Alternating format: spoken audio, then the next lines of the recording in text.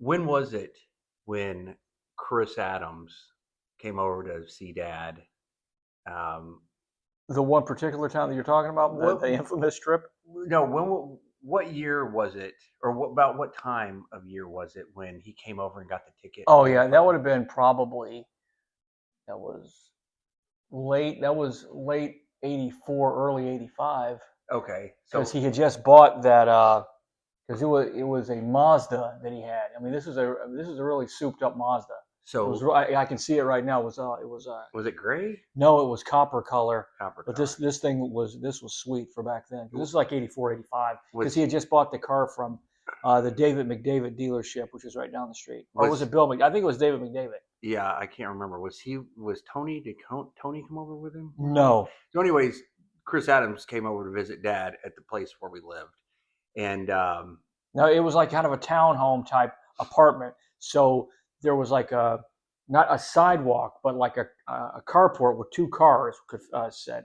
And then this was just obviously like not a sidewalk, but it was just concrete there's and a curb. a strip in front of the apartment where you could not park. Yeah, and In other words, it was a fire lane. yeah. So basically, this exact day we hear on the door, knock on the door, and it's Chris Adams. And Dad goes, "Chris, my boy. Oh, hi, Gary. Hi, Jason. Hi, Chad." He goes, hugs my mom. "Hello, love."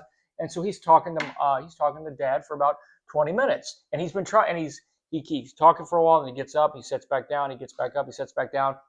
Now, keep in mind, this curb that we're talking about, where you're not supposed to park, that is where this brand new Mazda is parked. It's been there for about 30 minutes. Chris then says to Dad, "Okay, Gary, I'll see you later tonight at the building." And then tells me and Chad, "Bye, boys," and waves bye to Mom. And then he walks out the door. Maybe 30 seconds goes by, and we hear, it's Chris Adams yet again. "Gary, look at this. Look at this." And it's a ticket. He goes, "They gave me a ticket."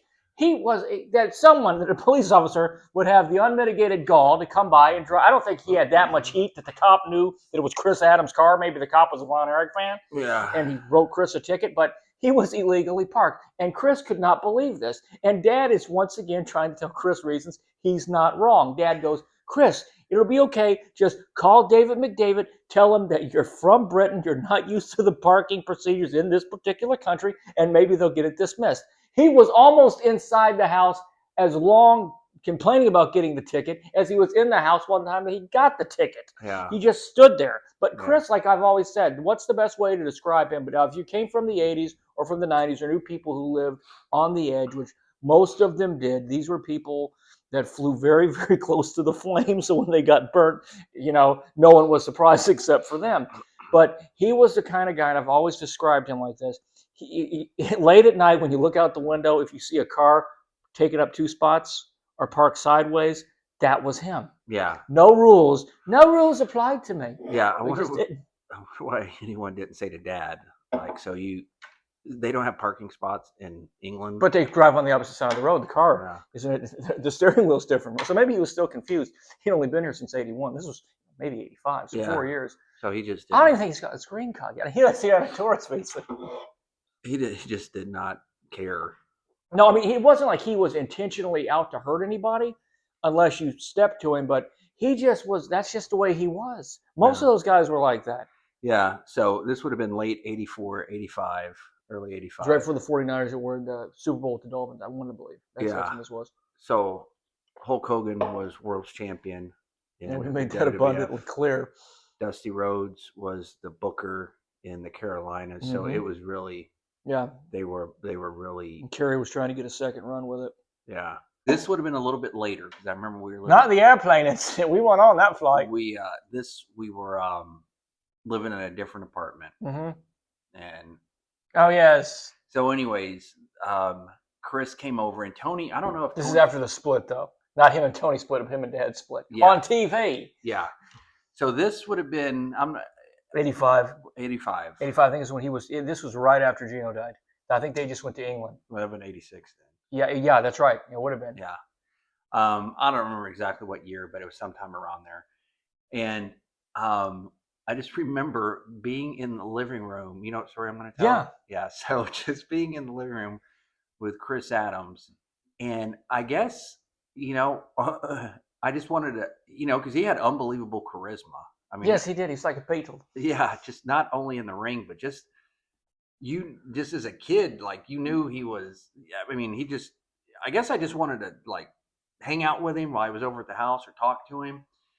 And maybe I was getting on Chris's nerves a little bit. Maybe he didn't want to really talk to me that much or hang out with me. So we ended up somehow. I just remember sitting on the living room floor with him, like sitting Indian style, and uh, we end up playing paper scissors rock. It's big in Britain. It's just as big in Stratford as it is here. Yeah, and so we'd be playing, paper scissors rock, paper scissors rock, and every time that I would lose, Chris would go. He'd make me go stick out your arm, stick out your forearm, and he would lick his two fingers, and he would hit hard. And that last time he super kicked you. I remember. Hey! No, yeah, and he kept doing it. Like he would, yeah. So we play again, and I was thinking, I'm like, man, this is hurting so bad. Now looking back at it, he just wanted me to leave him alone and not. Yeah. So we kept. So paper scissors rock. I'd lose. He'd lick his fingers, hit my wrist. It would hurt so bad, and I wanted to cry. Yeah. But I was like, I'm not going to cry. So we play again, paper scissors rock, and maybe this time I won. I remember I kind of hit him back good, and then so paper scissors rock, but I remember he kept winning because I kept getting hit, and he'd paper scissors rock. I'd lose. He'd lick his fingers, and man, he'd hit my forearm, and I just remember it hurting so bad, and yeah. So, anyways, that was a fun story with Chris Adams playing paper scissors rock with him. I really think he just he's British. He wanted. I don't know. He thought it was funny in some way.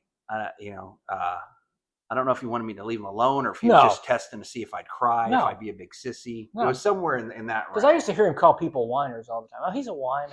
Yeah, I think he wanted to see if I was like a little crybaby or what. Because there's another wrestler who's no longer with us, and I won't say what his name is, but they were working some program, and he just went to Dad and said, "He's a whiner." So one time, this was later.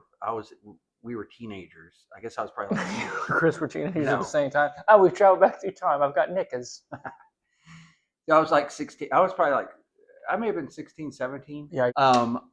I wanted to get into bodybuilding, or not get into bodybuilding, but I used to like to work out. And I remember I had the Arnold Schwarzenegger Encyclopedia of Modern Bodybuilding. That's right. And I was telling Chris, and I was trying to impress him. I was like, Chris, I've been working out and I'm not getting any bigger.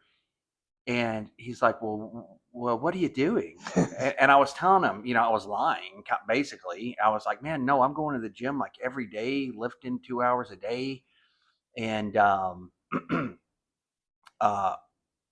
following this routine from Arnold Schwarzenegger's magazine. And, I'm eating right. And, Chris was, he's comparing how my body looked physically to what I'm telling him. And he was very nice about it. And also taking into consideration, he's 16 years old. Yeah. The maturation process. Maybe we mature faster than England. Well, no, I think it's the alcohol. No, he called me on it, but he did it nicely. I was like, Chris, I'm doing this whole workout. I'm working out an hour and a half, 2 hours a day, and I'm eating, correctly. And he was like, I think you're doing something wrong. He was nice about it but I was BSing him. I don't know why. I was just trying to impress him. And, I was 16, 17 years old. And then what made it even funnier was, Dad, I don't know if the people will get this story, but, or this joke, but I was telling Chris something about Dad. What was it? I go, because a lot of people think when they talk, they think Dad was jacked. Yeah. People say, yeah. Dad never went to the gym ever. Yeah. Ever. I think maybe Michael Hayes went to the gym more than Dad. Yeah. I go, another thing I was saying, I was like, Chris, my my dad is helping me, with how I'm eating and telling me how to work out and stuff like that. And Chris just goes, I think your dad knows wrestling, but I don't think he knows bodybuilding. And yeah, and I even told Dad that story years later, And Dad even had to laugh, because he was, Yeah, flattered that, yeah. Chris knew he knew the business. Because dad had like these elbows, like, and Chris used to say, Chris told Dad, he goes, Gary, those things could be registered weapons. Yeah, Dad had 'Cause bony elbows. yes, I mean, he was always, yeah, he knew he was trying to impress me, because a main event, you want, like talking to an older British gentleman, it's like, he knew he could smell it. Yeah. Well, I think he was just looking at my physique and by what I was saying, and he goes, "I think you're doing I, something wrong." I think you're doing something pretty, that's really good for a rookie. Yeah.